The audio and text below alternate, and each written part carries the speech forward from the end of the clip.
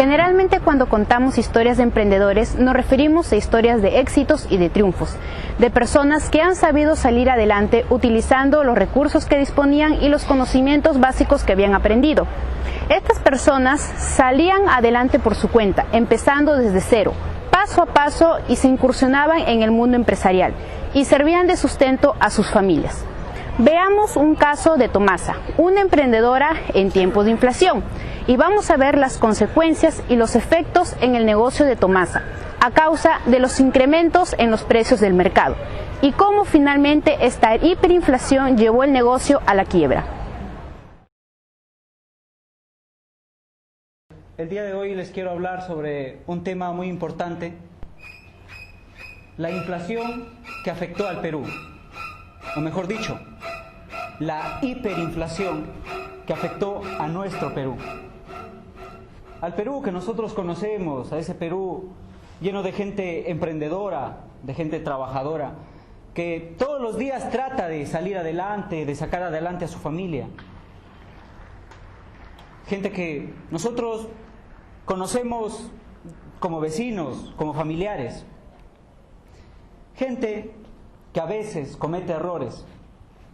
Uno de sus errores es pensar que no importa lo que haga el gobierno, que ellos van a poder salir adelante con su esfuerzo solamente. Nos gustaría creer de que eso es así. De ser así, el Perú sería una gran potencia. Pero a veces las cosas no funcionan de esa manera.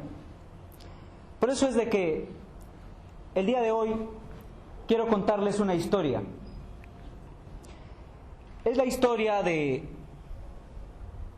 una mujer que con sus fuertes manos y su voluntad inquebrantable supo sacar adelante a su familia. Una mujer cualquiera, una madre cualquiera, una madre a la que le voy a llamar mi madre. Es su historia. Esta historia se inicia en la pequeña localidad de Ascope, hace muchos años. En aquel entonces Ascope era un pequeño pueblo que, como cualquier otro, tenía sus ventajas y sus desventajas. Por un lado, por ejemplo, se encontraba rodeado de tierras agrícolas y de un río, pero a pesar de ello la gente no se podía dedicar a la agricultura porque esas tierras no les pertenecían a ellos, eran de la empresa Casagrande, que en aquel tiempo era una de las más grandes exportadoras de azúcar a nivel mundial. En lugar de quejarse de su suerte, la gente empezó a buscar otras alternativas. Después de todo, se dice que son los pobladores y los mismos pueblos quienes labran su futuro. Es así como notaron que, por ejemplo, se encontraban rodeados de otros pueblos con capacidad adquisitiva.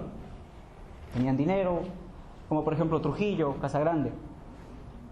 O también notaron de que hasta este pueblo, Ascope, llegaba el tren en aquella época y lo convertían en la entrada natural hacia la Sierra del Perú, Cajamarca y estos lugares. Es así como la gente empezó a dedicarse al comercio. Todo el mundo se volvió comerciante. Empezaron a aparecer zapateros, panaderos, carpinteros, todos se dedicaban al comercio. Inclusive gente que nunca antes se había pensado desarrollar en el comercio, empezó a poner su negocio y se dedicó al comercio. Ascope empezó a emanar un ambiente de progreso, y es justamente a ese ambiente que mi madre llegó con su pequeña familia. 10 hijos. No tenían tele. Bueno, 11, porque mi padre era el más dañino de todos, así que a él también ella tuvo que ayudarlo a salir adelante. Se ingenió de muchas maneras y empezó a desarrollar lo que hoy conocemos técnicamente como microempresa. Para ella era simplemente su negocio. Un taller textil, producía algunas prendas, las comercializaba. Y con esto de acá ella pensó poder desarrollarse en el futuro. Y en verdad lo hacía, se esforzaba mucho. No necesitábamos de grandes pensadores ni filósofos en economía para que ella sepa de que si quería saborear los frutos de su negocio, tenía que poner todo su esfuerzo allí para poder recoger los frutos. Recuerdo a veces cuando todos los 10 hermanos nos íbamos a dormir, ella se quedaba trabajando. Una época bonita en la que se le escuchaba a veces el corte de tijera por las noches, el sonido de la máquina de coser. A veces le escuchábamos cantar, pero mejor de eso no hablemos, porque mejor que cantaba, requintaba. Y requintaba con los ajos y cebollas, que ustedes saben, se necesita para condimentar los sinsabores de la vida. Ella tuvo que aprender muchas cosas, en parte por la necesidad y en parte por su habilidad. Aprendió sobre comercialización, finanzas, recursos financieros, recursos humanos. Tal vez ustedes no puedan explicarse cómo lo hizo, ni yo tampoco lo hice en su momento, porque ella no había terminado su primaria. Lo que pasa es de que no lo aprendió de la manera en la que nosotros nos imaginaríamos. Por ejemplo, en aritmética ella sabía muy bien contar los vueltos. Y aunque ahora parezca una actividad sencilla, en aquella época que se tenían que contar los intis, como por ejemplo 500 intis para solamente comprar 10 panes, se imaginarán que era bastante habilosa. Por otro lado, ahorraba en costos, por ejemplo, cuando calculaba el corte de la tela. En recursos humanos, cuando sabía con qué personas contratar, les pagaba puntualmente, les exigía un buen trabajo. Comercialización. Se especializó en esta área cuando buscó a mujeres para que vendan sus productos y les pagaba una determinada comisión. Y bueno, obviamente a veces a los hijos también nos obligaba a trabajar los fines de semana. Todos estos esfuerzos, todos estos conocimientos adquiridos, la hacían sentir capaz y feliz. Por un lado, tenía inventarios significativos, mantenía su calidad de cliente cumplidora. Había aprendido que pedir préstamos, endeudarse, era bueno para el negocio. Le mantenía una fluidez en su liquidez y a la vez le permitía crecer y seguir desarrollándose. Quizá lo que le dio más orgullo fue haber educado a sus hijos, comprarse un terreno adicional y ampliar la casa. Se sentía bastante orgullosa. Después de todo lo que había pasado y lo que había tenido que aprender, se podría decir que había un momento para sonreír en familia y hasta para bailar. Me gustaría creer que esta historia termina allí. Lamentablemente a veces las cosas no son como uno quiere. Ella se sentía segura hasta que empezó a escuchar de cosas que nunca antes ella había escuchado, al menos en el negocio que desarrollaba. Economía recalentada, inflación, hiperinflación.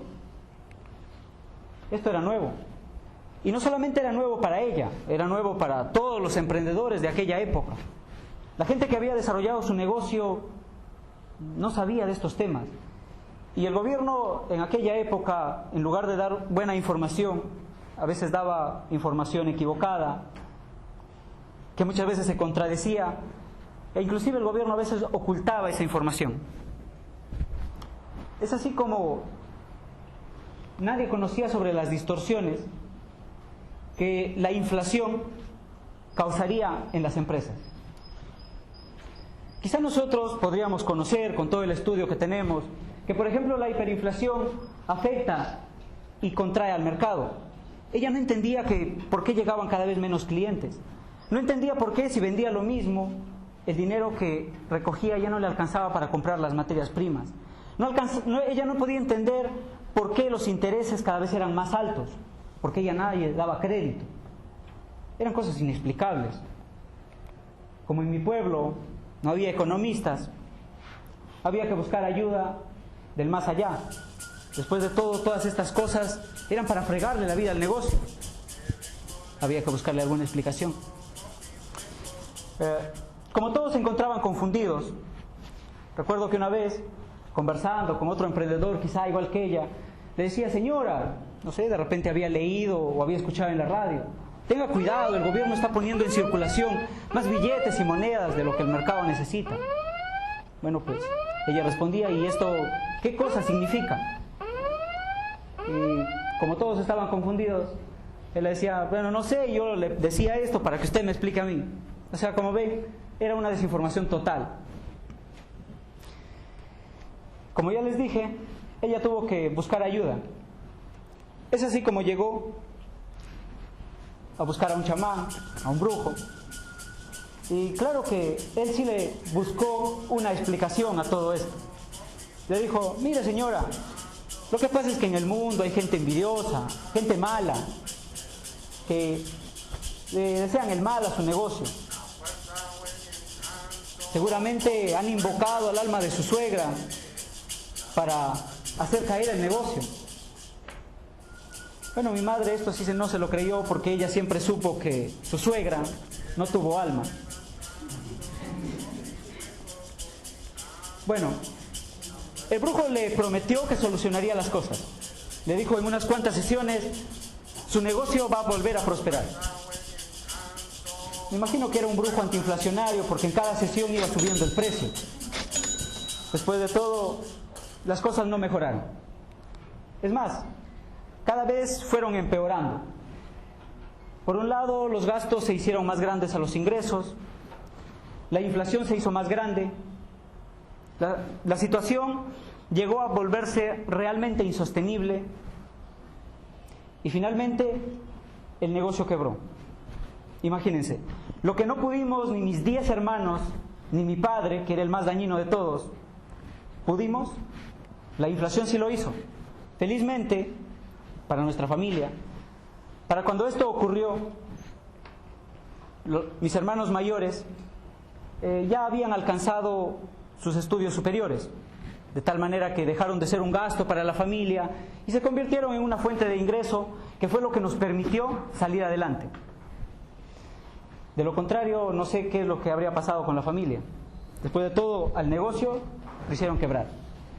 Recuerdo, tiempo después, ya cuando todos nos habíamos acostumbrado a vivir en una época inflacionaria, yo me acerqué a preguntarle a mi mamá. Después de todo, ella siempre había sido una mujer bastante precavida. Y así que me imaginé que nunca había escuchado sobre la hiperinflación o la inflación. Así que le dije: oiga, pero usted no escuchó sobre la inflación. Y ella me respondió, me sorprendió su respuesta, cuando me dijo: sí, una vez escuché hablar que la inflación era dañina. Esto a mí me sorprendió. Fue por eso que yo le dije: oiga, pero ¿por qué no tomó usted las medidas de prevención? Y ella me dice: es que no pensé que fuera más dañina que tu padre. Así que dije, si pude contra él, ¿por qué no voy a poder contra ella?